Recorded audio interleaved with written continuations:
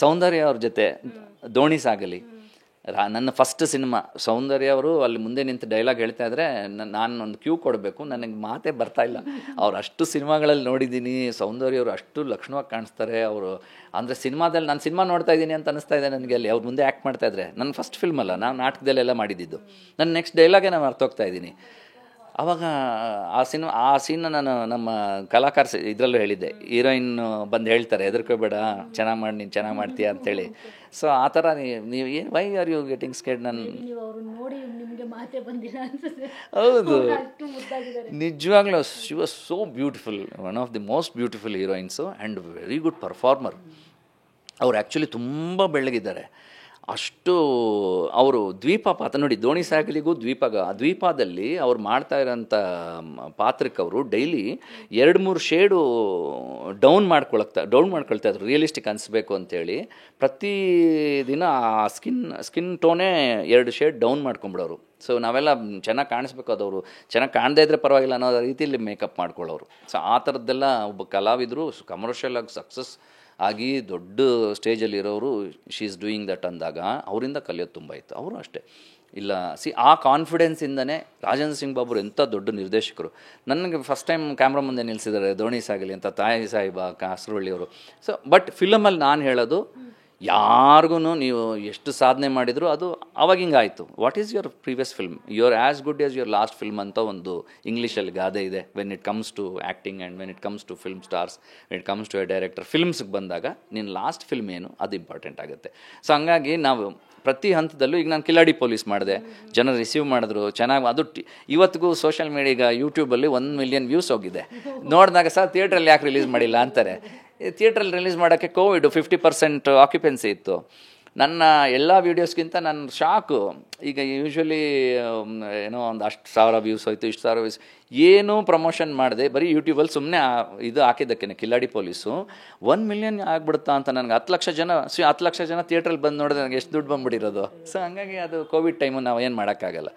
ಹಾಗಾಗಿ and big ಬಾಸಲ್ಲಿ Ravi ಬೆಳಗೆರೆಯವರು ಒಂದು ಮಾತು ಹೇಳ್ತಾರೆ, ನಮ್ಮ ಕಷ್ಟಗಳನ್ನ ಸುಖಗಳನ್ನೆಲ್ಲ ಹಂಚ್ಕೋಬೇಕಿತ್ತು. ಅದೆಲ್ಲ ಆದಮೇಲೆ ಒಬ್ಬೊಬ್ಬರಿಗೆ ಒಂದೊಂದು ಹೆಸರನ್ನು ಕೊಡಿ ಸರ್ ನೀವು ಅಂತ ಹೇಳಿದರು. ನನಗೆ 1000 ಸೋಲುಗಳಿಗೆ ಹತಾಶನಾಗದ ಸರದಾರ ಅಂತ ಒಂದು, ಅದು ಅವ್ರ ಟೈಪಲ್ಲೇ ಹೇಳ್ತೀನಿ ನೋಡಿ. ಅವ್ರು ಹೇಳ್ದಂಗೆ ಹಿಂಗೆ ಕೂತಿರ್ತಾರೆ,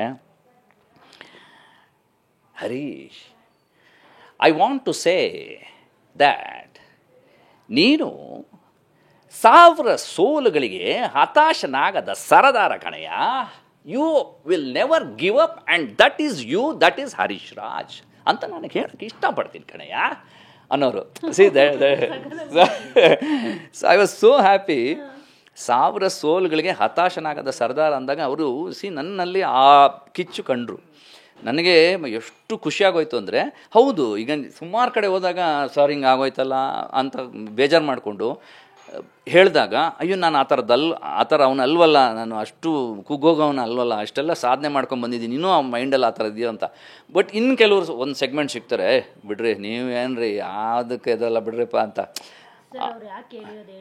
ಸಾವಿರಕ್ಕೆ ಒಬ್ಬನೇ ಪ್ರತಿಭಟಿಸೋದು, ಅದಕ್ಕೆ ಹೌದು. ಆ್ಯಂಡ್ ನಿಜ ಅನ್ಸುತ್ತೆ ಇವತ್ತು ಅವ್ರು ನಮ್ಮ ಜೊತೆಗಿಲ್ಲ. ಆ ಎಪಿಸೋಡ್ ನೋಡ್ತೀನಿ ನಾನು, ಯಾವ್ದು ಬೇಜಾರಾದಾಗ ಅಥವಾ ಇನ್ನೊಂದೇನಾದಾಗ ನನಗೆ ನಾನು ಮೋಟಿವೇಶನ್ ತೊಗೋಬೇಕು ಅಂದಾಗ 1000 ಸೋಲ್ಗಳು ಹತಾಶ ಆಗಬಾರ್ದ್ರಿ, ಏನು ರೀ ಈ ಫಿಲಮಲ್ಲಂದರೆ ಇನ್ನೊಂದು ಫಿಲ್ಮು. ಆ್ಯಂಡ್ ನೀವು ನಂಬ್ತಿರೋ ಬಿಡ್ತಿರೋ, ಈ ಸಿನಿಮಾ ನಾನು ನಿರ್ಮಾಪಕನಪ್ಪ, ನಾನು ನಿರ್ದೇಶನ ಮಾಡ್ತಾಯಿದ್ದೀನಿ, ನಟನೆ ಮಾಡ್ತಾಯಿದ್ದೀನಿ, ನನ್ನ ಜನಗಳಿಗೆ ಬಂದು ನನ್ನ ಸಿನಿಮಾ ನೋಡಿ ಅಂತ ಹೇಳ್ತಾಯಿದ್ದೀನಿ. ನಾನು ನಿರ್ಮಾಣ ಮಾಡದೇ ಇದ್ದರು ಬೇರೆಯವರು ಪ್ರೊಡ್ಯೂಸ್ ಮಾಡಿದಾಗಲೂ ನಾನು ಇಷ್ಟೇ ಪ್ರೀತಿಯಿಂದ ಬಂದು ಮಾತಾಡ್ತೀನಿ, ಜನಗಳಿಗೆ ಹೇಳ್ತಾ ಇರ್ತೀನಿ. ಸೊ ಐ ಥಿಂಕ್ ಗೆದ್ದಿದ್ದೀನಿ ನಾನು ಆಲ್ರೆಡಿ. ಈಗ ಆರ್ಟಿಸ್ಟಾಗಿ ಜನಗಳ ಮನಸ್ಸಲ್ಲಿ ಗೊತ್ತು ಬೇರೆ ಏನು ಮಾಡ್ತಾನೆ ಅಂತ ಕಾಯ್ತಾ ಇದ್ದಾರೆ. I need a different platform, I need a different story, I need a different character. ಒಂದು ಒಳ್ಳೆ ಕ್ಯಾರೆಕ್ಟರ್ ಸಿಗುತ್ತಾ, ಇದನ್ನು ಚಾಲೆಂಜಿಂಗಾಗಿ ಹೆಂಗೆ ಮಾಡ್ಬೋದು, ಇನ್ನೇ ಅದು ಅದ್ಭುತವಾಗಿ ಹೆಂಗೆ ಮಾಡ್ಬೋದು ಅನ್ನೋ ಒಂದು ಫೈರ್ ಬರುತ್ತೆ ಒಂದು ಹೊಸ ಕ್ಯಾರೆಕ್ಟರ್ ಬಂದಾಗ. ಸೊ ಆ ಥರ ಮಾಡದೇ ಇರೋದು, ಆ್ಯಕ್ಷನ್ ಬರುತ್ತಾ. ಈಗ ಈ ಸಿನಿಮಾದಲ್ಲಿ ನಾನು ಫೈಟಿಂಗೇ ಇಲ್ಲ, ನಾನು ಮಾಡ್ಬೋದಾಗಿತ್ತು, ನಾನೇ ಪ್ರೊಡ್ಯೂಸರು, ನಾನು ಪ್ರಮೋಟ್ ಮಾಡ್ಕೊಳ್ಳೋಕೆ ಒಂದು ಒಳ್ಳೆ ಫೈಟ್ ಹಾಕ್ಬಿಡೋಣ ಮಾಸ್ಟರ್, ನನಗೆ ಒಂದು ಅದ್ಭುತವಾದಂಥ ಫೈಟ್ ಮಾಡ್ಕೊಡಿ ಕೇಳ್ಬೋದಿತ್ತು, ಅಥವಾ ಡ್ಯಾನ್ಸ್ ನಂಬರ್ಸ್ ಹಾಕ್ಸ್ಬಿಡ್ಬೋದಿತ್ತು, ಇನ್ನೊಂದೇನೋ. ಬಟ್ ಬೇಡ, ಫಿಲಮ್ಮು ಹಾರರ್ ಸಿನಿಮಾಗೆ ಏನು ಬೇಕೋ ಅದು ಮಾಡೋಣ. ಅದರಲ್ಲಿ ನಾನಿದ್ದೀನಿ, ನಾನು ಹೀರೋ ಅನ್ನೋದಲ್ಲ, ಅದರಲ್ಲಿ ನಾಯಕ ಏನು ಮಾಡ್ತಾನೆ ಅಷ್ಟೇ ಮಾಡಿಸೋಣ. ಅವನೊಬ್ಬ ಡಾಕ್ಟ್ರು, ಅವನ ಕೈಲಿ ಏನಾಗುತ್ತೋ ಅದು ಯಾರೋ ತಳೆದ್ರೆ ಅವನು ಹೋಗ್ಬಿಡ್ತಾನೆ ಪಾಪ. ಸೊ ಅವ್ನು ಕರ್ಕೊಂಬಂದು ಹಂಗೆ ಫೈರ್ ತೊಗೊಂಡು ಅಲ್ಲಿ ಫೈಟ್ ಸೀಕ್ವೆನ್ಸ್ ಶುರು ಮಾಡೋದು ನಾವು ಮಾಡಲಿಲ್ಲ. We have done justice to the story. So ಹಂಗಾಗಿ ನಾನು ಮೇ ಬಿ ಎರಡು ಥರ ಯೋಚನೆ ಮಾಡ್ಬೋದು. ನಾನು ಈಗ ಕಲಾತ್ಮಕ ಚಿತ್ರಗಳಲ್ಲೂ ನಟಿಸಿದ್ದೀನಿ, ಕಮರ್ಷಿಯಲ್ ಚಿತ್ರಗಳಲ್ಲೂ ಅಂದರೆ ವಾಣಿಜ್ಯ ಚಿತ್ರಗಳಲ್ಲೂ ನಟಿಸಿದ್ದೀನಿ.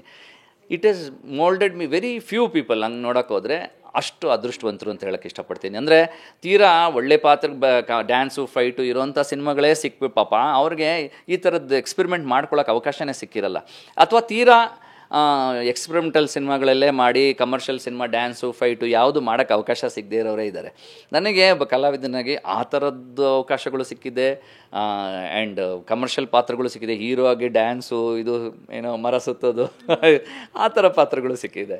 ಹಾಗಾಗಿ I feel as a director ನನಗೆ ಅದನ್ನು ಬ್ರಿಡ್ಜ್ ಮಾಡೋಣ ಅಂಥೇಳಿ, ಏನು ನಾವು ಕಲಾತ್ಮಕವಾಗಿ ಒಂದು ಸಬ್ಜೆಕ್ಟನ್ನ ಪ್ರೆಸೆಂಟ್ ಮಾಡಿ, and this is the present trend. ಅದು ಈಗ ಅದನ್ನು ಯಾವುದೇ ನೀವು ಸಬ್ಜೆಕ್ಟ್, ಈಗ ನಾನು ಹೊಸಬ್ರು ತುಂಬ ಜನ ಇಷ್ಟ ಆಗ್ತಾರೆ. ಈಗ ಹೇಮಂತ್ ಮಾಡಿರೋಂಥ ಸಿನಿಮಾ ಮಾಡಿರ್ಬೋದು, ಆ್ಯಂಡ್ ಚೇತನ್ ಮಾಡ್ತಾ ಇದ್ದಾರೆ, ಕಮರ್ಷಿಯಲ್ ಆಗಿ ತುಂಬ ಅದ್ಭುತವಾದಂಥ ಸಬ್ಜೆಕ್ಟ್ಸ್ ಕೊಡ್ತಾ ಇದ್ದಾರೆ. ಆ್ಯಂಡ್ ಆ ಥರದ್ದು ನೋಡಿದಾಗ ದ ಚಾಯ್ಸ್ ಆಫ್